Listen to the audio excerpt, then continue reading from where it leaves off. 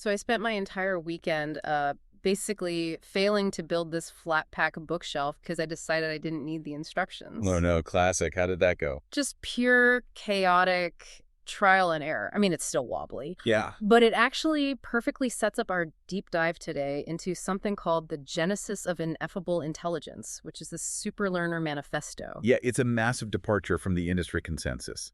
It's essentially proposing an AI that learns exactly like your bookshelf disaster. Just, zero human instructions. Right, but this AI actually succeeds, which is the big difference. It's supposed to eventually rediscover all the laws of physics entirely on its own. Exactly. Normally, we just feed a model the entire internet, give it everything humans have ever written. But this project, they are building a super learner that learns purely from its own experience. Okay, let's unpack this. Because if Wow. you've been following AI, you know it usually relies on these massive data sets. So how does a machine learn anything in a total digital vacuum? Well, unlike a typical AI that reads Wikipedia to learn math, this system uses pure reinforcement learning. So imagine you drop an AI agent into a digital sandbox. Okay, no data, just a sandbox. Wait, real quick, if you're listening right now and you actually need practical AI solutions today, like Mhm. AI training, automation, custom software development, or just uncovering where AI agents can make a real impact in your business or life, you need to check out embersilk.com. Embersilk is the go-to for turning all these massive AI concepts into reality. But getting back to this digital sandbox, how is it learning? Right, so it doesn't read anything. It just gets a reward signal, like a point, when it discovers a logical truth or solves a physics constraint. Oh, right. Over millions and millions of iterations of just trial and error, it builds its own understanding of the universe from the ground up. Oh, wow, like a video game score, but for the laws of physics. Exactly. And what's fascinating here is the why behind this totally isolated approach. Human data like our text, our code, is essentially a ceiling. Because it's limited by what we already know, like our own cognitive biases. You nailed it. By throwing away the human blueprint entirely, the superlearner bypasses those limits. The goal isn't just to mimic us. The goal is to rediscover humanity's greatest inventions, like math and science, and then completely transcend them. Transcend them.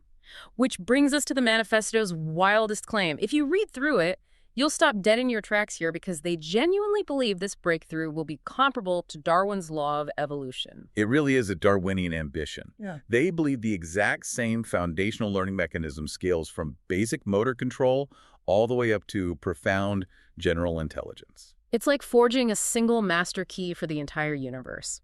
But here is where I really have to push back. They call the project Ineffable Intelligence because they believe its knowledge will literally be too profound for human language. Right. Ineffable basically means unable to be expressed in words. Yeah. So if it invents a completely new branch of physics that we don't even have the vocabulary for, how are you supposed to collaborate with an intelligence whose ideas you literally cannot translate? Well, that is definitely the friction point. I mean, if it thinks in math we can't comprehend, chatting with it is useless. But the manifesto suggests we won't interact with it via language like a standard chatbot. Oh, so how do we talk to it? We interact with it via outcomes. So we give it a physical problem like a super complex engineering constraint, and it just outputs a functional blueprint. We don't need to understand its internal, ineffable logic to actually benefit from the solutions it builds. Wait, that makes a lot of sense, so it just gives us the answer. Exactly. It's meant to be a general, continual learner, meaning it learns forever, and it's built to be deeply beneficial to humanity, even if we can't speak its language. Which is such an incredibly optimistic vision. But to build an AI that learns in complete isolation like that, you can't be distracted by, shipping the next flashy chatbot. No, you really can't. And that explains the drastic career pivot in the manifesto. Yeah, there's a note from Dave included in there, dated January 15th, 2026. Here's where it gets really interesting. He is explicitly ignoring the wildly lucrative near-term profits of generative AI, video, code, all of that. He is. He acknowledges those fields are in great hands and they're going to succeed without him. So he's dedicating his life's work entirely to this super learner. And he's carving out this specific window for ambitious research. It's such an uplifting environment he's describing. He's actively cultivating a space driven by open-mindedness, kindness, mutual respect. Yeah, it reflects a really deep commitment to a positive outcome, deliberately ignoring those incremental product demands to focus on just transforming humanity's future for the better. By stepping away from the commercial rat race, They're aligning their culture with the goal of creating an intelligence that truly elevates all of us. It totally changes how you view the trajectory of machine learning. It's just a remarkably hopeful approach to the future. It really is. So I want to leave you with a thrilling question to ponder today.